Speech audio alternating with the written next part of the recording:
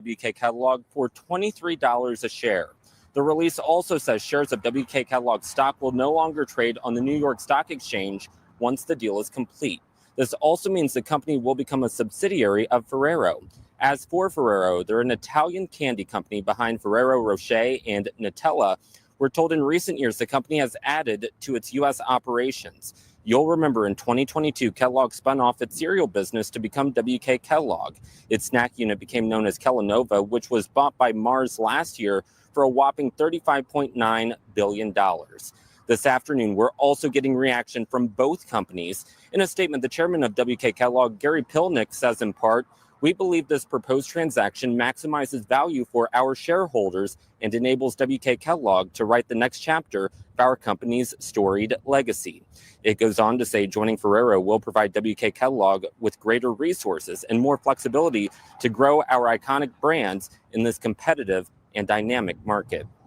Meanwhile, Giovanni Ferrero, who's the executive chairman of Ferrero, says in part, "I'm thrilled to welcome WK Kellogg to the Ferrero Group. This is more than just an acquisition. It represents the coming together of two companies, each with a proud legacy and generations of loyal customers." Now, the release also says this deal is expected to close sometime later this year. Of course, we're still gathering information. We're going to try to get more reaction for you.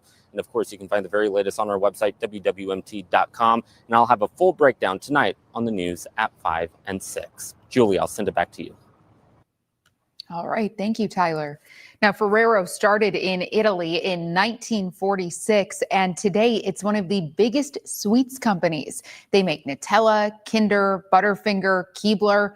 They have more than 61,000 employees. We have several of our reporters working on this story. They're trying to find out more about the economic impacts this could have. So stay with us. We will be bringing you the latest information, both in our newscasts and on our website.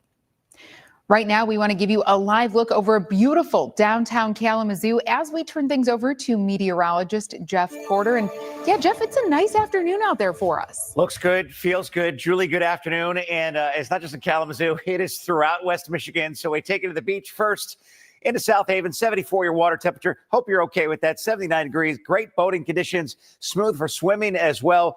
Northerly wind here, 9 miles per hour. Lots of sun for the afternoon. Maybe some tiny cumulus developing. Mid-80s and low humidity. Sunset now 9:19. It's actually trending a little bit earlier. 78 officially right now, Kalamazoo. There's that gorgeous sky that Julie referenced seconds ago. 78 in Grand Rapids. It's 80 in Three Rivers, 80 in Dowagiac. I want to take you to tomorrow morning. It's our first chance for thunderstorms, hour by hour, hinting at some here at 7 and a few more at 9 and more out over Lake Michigan. What is our risk of severe weather tomorrow? When it will storm on Saturday? We're going to time it all out for you. Julie will do that at 12:15.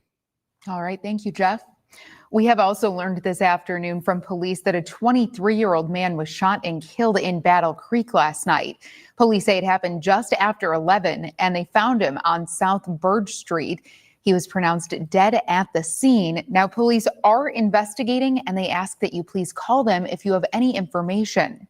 We've also heard from police who say a man died in a crash in Park Township. That's between Schoolcraft and Three Rivers. Police say he was on his motorcycle going south on 131 when he lost control and rear-ended someone. He was pronounced dead at the scene. Police say the person in the other car wasn't hurt, and they think speed might have been a factor in this. And you might notice more police officers in the Kalamazoo area this weekend. They say they'll have more of their officers out because of the shootings over the 4th of July. Kalamazoo's police chief actually just talked about their plans going forward. He says they're pulling some of their officers off of their other assignments this weekend, and they say that'll let them focus on keeping the streets safe. There were 4 shootings in Kalamazoo on the night of the 4th of July and then into early Saturday morning on July 5th. Police say they all happened within 4 hours and 2 miles of each other. 1 person died and 7 people were hurt. Police say 3 of these shootings were shootouts with multiple shooters. They say they have gotten some helpful tips so far, but they say they need more. We need some of those folks to come forward. Again, this no snitching rule, that really needs to stop, because this is not snitching. You're helping protect not only the community, but your own selves and your own family members, because again, this puts all of us at risk. Chief Boyson says they think a small group of people were carrying out these shootings. He says the gun violence has been a back and forth and it needs to stop. He also says there could be hundreds of people who saw the shootings last weekend and wants anyone who has any information to come forward or to call Silent Observer. And right now, we are still working to learn more from police in Kalamazoo about a car that drove into the Okinawan Karate Academy on South Westnedge. This is what it looked like around 11 last night. Police say they hit the corner of the building. Again, we are trying to learn more about the person who was driving and what might have caused it. Rescue crews are on the ground in Texas right now because more than 170 people are still missing and at least 110 people have died in the floods there, 120 I should say. First responders say they haven't found anyone alive since the 4th of July, so almost a week ago. President Trump did sign a federal disaster declaration and FEMA is on the ground working in Texas. Now, Restoration of Hope is a faith-based nonprofit, and they're also one of the groups helping in Texas right now. They brought a bobcat down there to help clean up because they say they knew it would be hard for survivors to go through the debris of their homes. So that's what they're focused on. And they say they've really been touched by the remains of what were once those happy homes. I've seen things that, you can see of a relationship, and that's hard when you run across some pictures, of dad, mama, and kids, together, Christmas pictures, birthday pictures. It really hurts. Restoration of Hope says they'll stay in Texas as long as they are needed. And you can help the folks down there too. Sinclair and the Salvation Army are joining forces for Sinclair Cares Texas Tragedy Relief. The Salvation Army is providing hot meals, water, hygiene supplies, shelter, and other support to survivors and first responders. You can donate money, and it is so appreciated.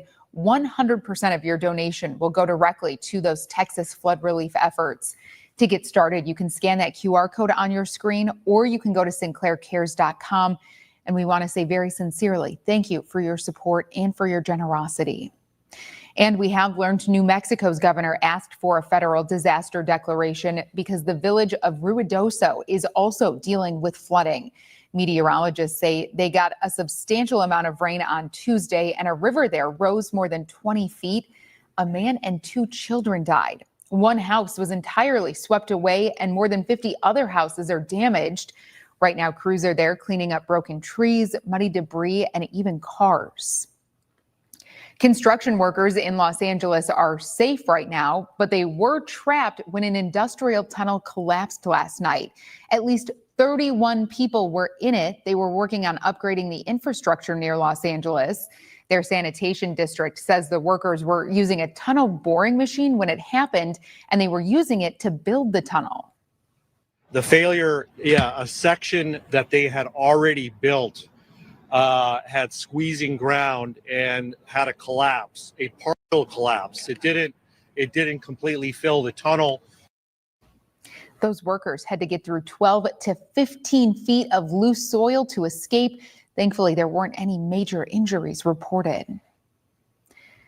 Coming up this afternoon, U.S. Secretary of State Marco Rubio met with his Russian counterpart today, and now we have an update on a possible ceasefire plan in Gaza.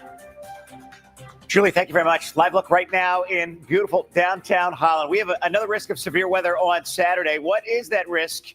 You're watching News Channel 3 live at noon.